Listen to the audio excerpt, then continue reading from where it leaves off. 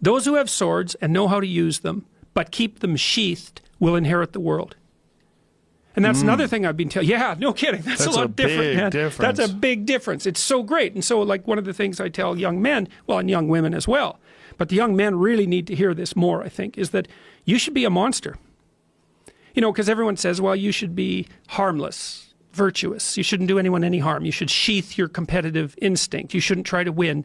You know, you don't want to be too aggressive. You don't want to be too assertive. You want to take a back seat and all of that. It's like, no. Wrong. You should be a monster, an absolute monster, and then you should learn how to control it. Do you know the expression, it's better to be a warrior in a garden than a gardener in a war? Right, exactly. That's exactly it. Yeah. And that's exactly right. And so when I tell young men that, they think, well, lots of them are competitive. They're low in agreeableness, you know, because that's part of being competitive temperamentally. It's like, is there something wrong with being competitive? There's nothing wrong with it. There's something wrong with cheating. There's something wrong with being a tyrant. There's something wrong with winning unfairly.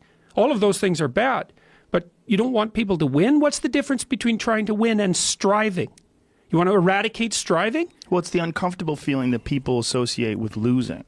When they've personally experienced it, they look at losing as they've been oppressed or they've been hurt. But what they don't understand is that is the motivation for growth.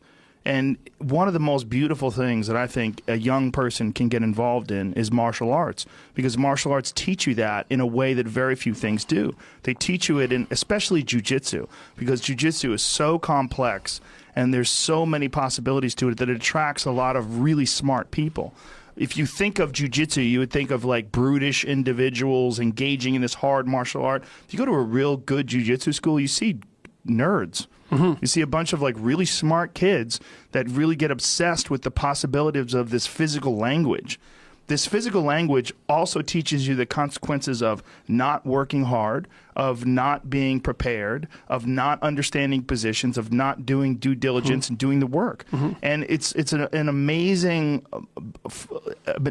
scaffolding for developing your life. Well, it also teaches you how to lose. Yes, you know, and that's very important. One definition of a winner is someone who never let losing stop them. Yes. You know, and the idea that a single loss in a competition is somehow a defeat is completely insane. First of all, well, let's say you're a hockey player and you're a good player and you lose the tournament. It's like, well, so what? You played the game. You're increasing your skills. It's like there's always next time. And one of the things that I've also been telling people, informing people about, is the idea that life isn't a game.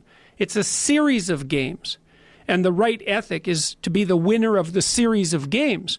And part of that means you have to learn how to be a good loser, because you're not going to win every single game. Well, you also have to embrace those losses as learning experiences. And the people that have never lost are afraid of losing. They're afraid of learning. You're afraid of that feeling. That terrible feeling that you get from losing is so beneficial.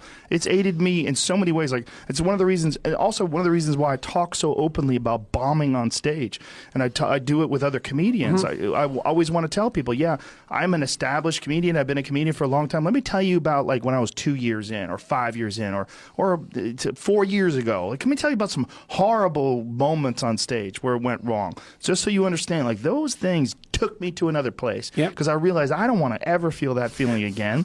And so I ramped everything up. And then I went back to work and I went over my notebooks and I went over my recordings and I figured out what I was doing wrong and I tried to improve upon it. But if it wasn't for that horrible, sick feeling, that's the same feeling you get when you get tapped out in jiu-jitsu class.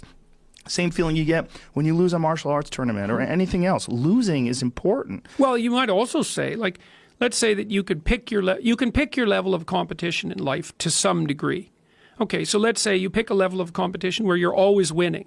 It's like, well, all that means is you've picked the wrong level of competition. Yes. Because, you know, like, let's say you're a grandmaster chess player and all you do is play amateurs, and every night you go home and congratulate yourself on what a genius you are because you just stomp these people left, right, and center. It's like, you're not a genius.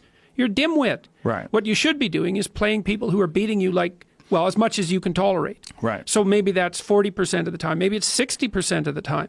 But that way, because to be a winner, you want to be disciplined. You want to know what you're doing. And then you want to be on the edge where your skills are being developed. And if you're going to be on the edge where your skills are going to be developed, you're at a place where losing is always a possibility. Because otherwise you're not pushing yourself beyond your current capacity.